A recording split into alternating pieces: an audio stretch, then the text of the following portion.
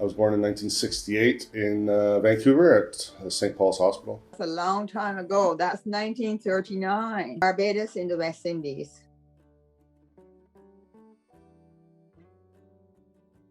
Well, my mother is a great cook, and she cooked all our meals. So watching her and eating that. Plus, I had a few aunts that lived here that we would also often spend time with, like Christmas, big holidays, and stuff like that. They were phenomenal cooks. In Italy, I had an aunt and a grandmother who were great cooks, so we ate very, very well. And to eat that well, I figured I'd have to learn how to do it. So I would watch and ask questions, and that's pretty much it. So it was, so it's mostly more like learning by watching. And so, did you go to school for? I've taken several courses, but I've never actually gone to traditional cooking school. I'm one-dimensional. I'm just strictly Italian. I'm not very good at cooking any other ethnic cuisine, although I love eating all cuisines. Home. The first time I moved away from home, I actually went to a theological college to study Christian education, and what that meant, you did like psychology and certain courses, but you also learn how, say in a church, how you plan for children's ministries, what they're going to study and stuff like that. You also, it covered a variety of stuff, more or less. So the first time I really moved away was to study that. And the second time I moved away was to study social work, sociology and social work. And that was at Warner Pacific University, and that one is in Portland, Oregon. What year did you move to Portland? 1970, maybe before you were born.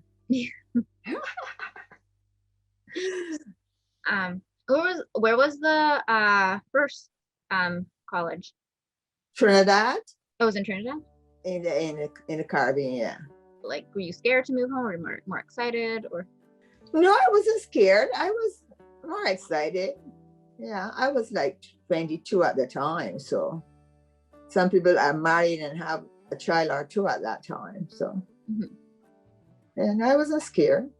And so you studied sociology at there?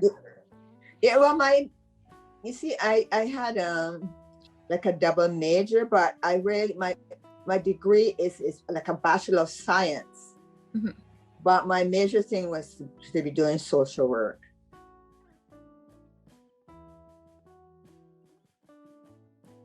When I got laid off at Canadian Airlines, which I knew we were all going to get laid off because the company was going under, I decided I wanted to open a restaurant. So I spent time doing catering, coming up with a catering company and selling it. When we finally did get laid off, I spent the time doing catering out of my house. And then my cousin, Roano, his name is, had an opportunity to open up a restaurant inside a clothing store, which was Aware. Aware was a clothing store. The owner of that was Alberto Leone, and he was friends with my cousin Roano.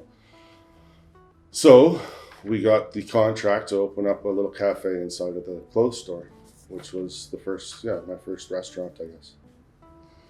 So we did that for 2 years. We were open for lunch. We made panini, sandwiches, pastas, pizzas, which kind of got me in the understanding of how to run a restaurant.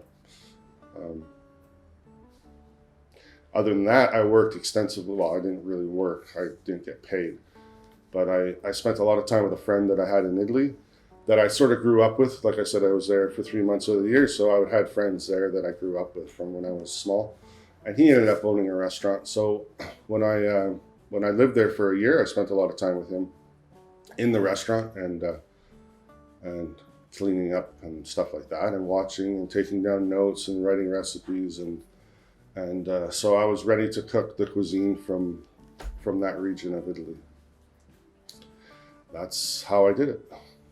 So after that, then you decided to open up. After 2 years at Aware, I decided that I wanted to move on to my own and open out a restaurant in Coquitlam, which is where I grew up, and I thought it was a brilliant idea, as there wasn't really any other Italian restaurants in this area, so that's what happened. I always wanted to keep things simple. I didn't want to really have a big menu. I wanted to stick with things that that I knew and I was specialized in, and the cuisine exactly from the region that I was from, which I think is the best Italian food, obviously.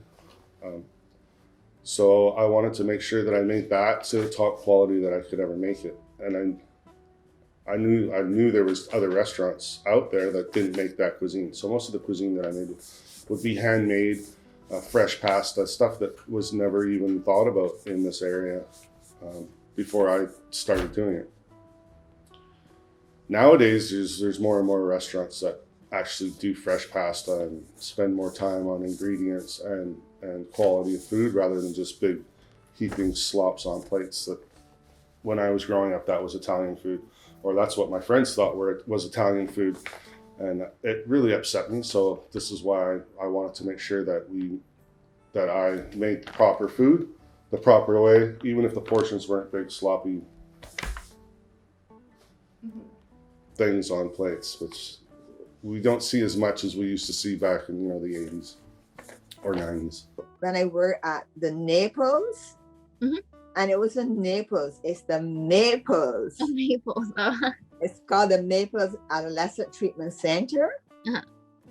At that time, it was on Willenden and Canada Way, because there was the juvenile detention, something was in there too. But now actually they are on Lougheed Highway on the Riverview grounds. But I didn't work there that long, to be honest. I did a secondment for about 6 months or a year. One of the social workers went to England to do her master's. But I mostly worked after that. I worked in community living with people with mental and physical disabilities. And I really enjoyed that. What made it enjoyable? Well, for one, I love working with people. And, most of the clientele, they have their issues, but they're so loving and kind. I remember one person in particular, I used to tell some of the other social workers, any day I'm down, I'm going to visit her. Because when she saw me, she was shout, "There's my social worker. I love my social worker." And she's screaming to the top of her head. She was priceless. Yeah, but I found that people with mental and physical disabilities, most of them, they were really nice and warm and loving and stuff like that. So it was great to support them.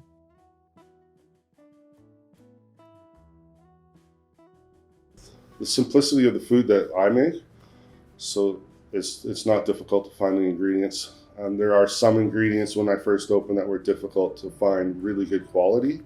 For example, prosciutto, because prosciutto wasn't allowed to be imported from Italy. So the prosciutto that we had here would be Canadian, which was subpar to what you could get in Italy. Now it's all changed. Now that you can import pork products from Italy, so the salamis and the prosciuttos you can actually get straight from Italy. But when I first opened, it was really difficult to find some of the ingredients. But like I said, most of the stuff I use are eggs, flour, which is pretty simple to get.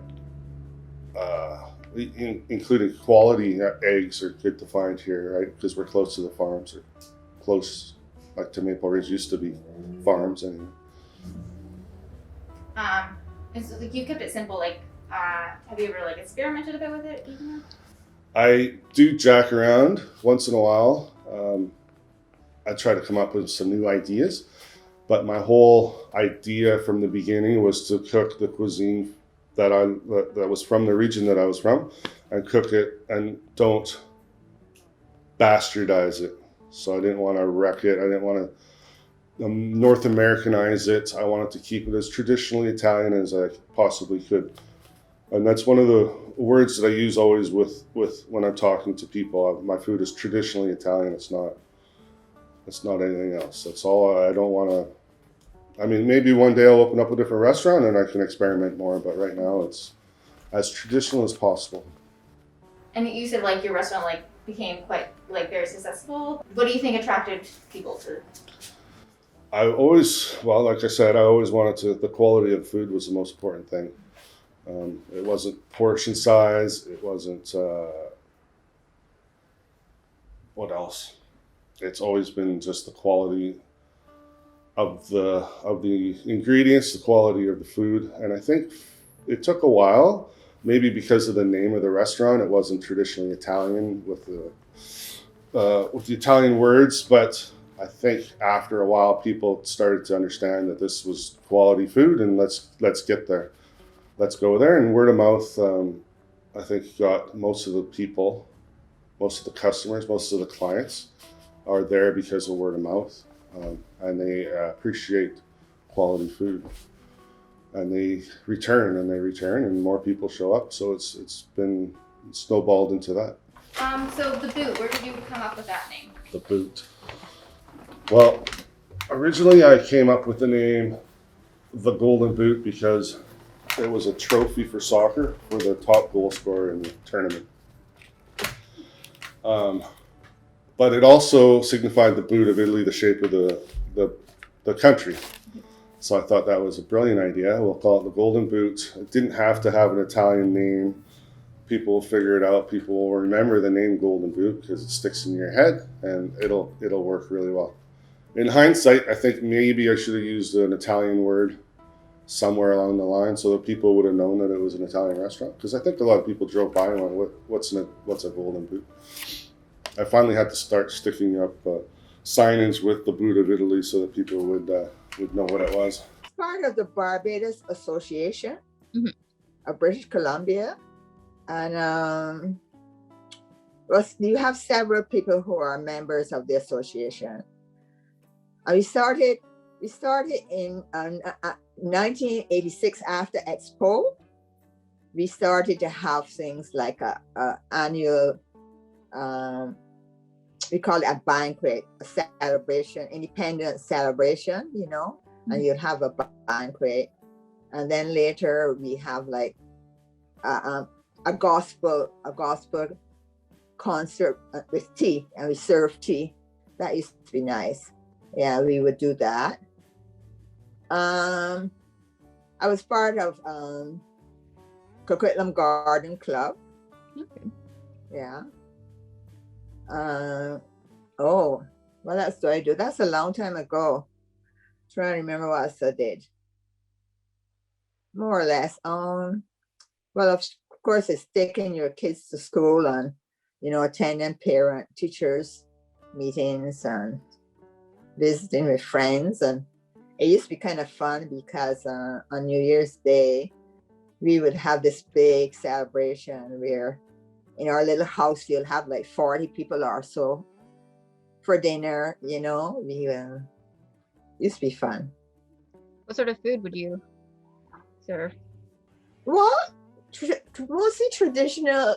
Somebody may bring something Western in, but it was mostly like, I remember like the first year I tried to do everything, and the group wasn't as big. But then after that, we would do the turkey and the ham and maybe rice, but other people would bring, veggies and macaroni and cheese and different little side dishes and stuff like that. And it was funny because the first time we did it, we did a brunch, right? And it's like 4:00 and people are still there. And I'm saying to her, what are we going to give them to eat, So we try to come up with some other stuff.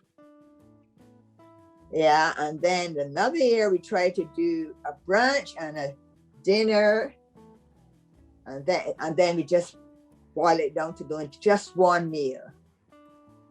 But it used to be fun with all our friends and children and their children, you know. So that was, yeah, we had a good time with children growing up and that sort of stuff.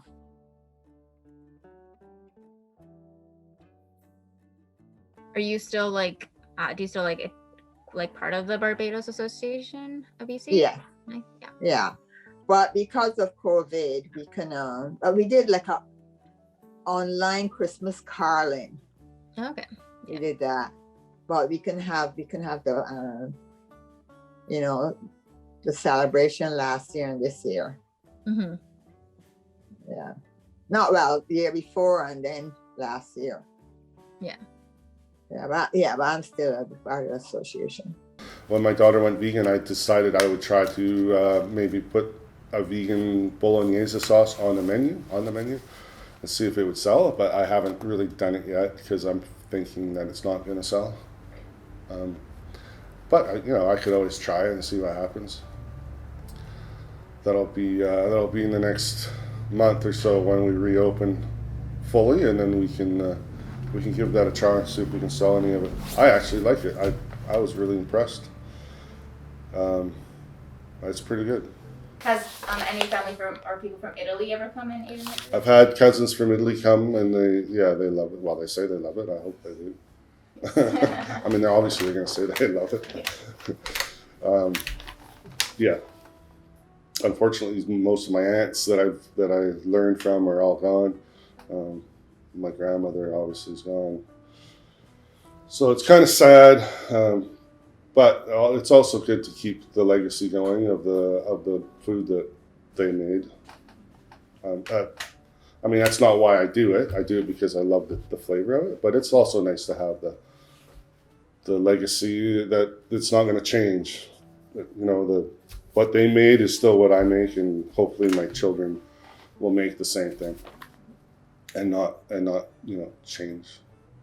Maybe it'll last a few hundred more years.